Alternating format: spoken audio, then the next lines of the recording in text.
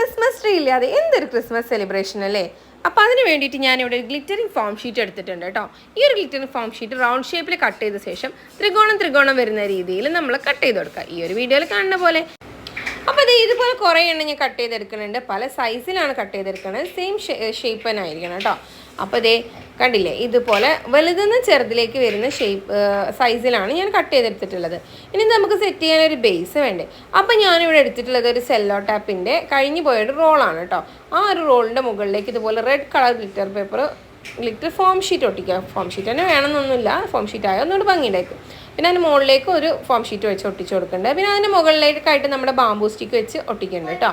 ഇനി നമുക്കിതാ ഇതുപോലെ ഓരോന്നും ഇട്ട് സെറ്റ് ചെയ്യാം. അപ്പോൾ അതിൻ്റെ ഇടയ്ക്ക് ഞാനൊരു A4 പേപ്പർ റോൾ ചെയ്തിട്ട് കൊടുക്കുന്നുണ്ട്, ഒന്നിച്ച് സെറ്റായി നിൽക്കാതിരിക്കാൻ വേണ്ടിയിട്ട്, ഇങ്ങനെ കുറച്ച് ഗ്യാപ്പ് കിട്ടാൻ വേണ്ടിയിട്ട് കേട്ടോ.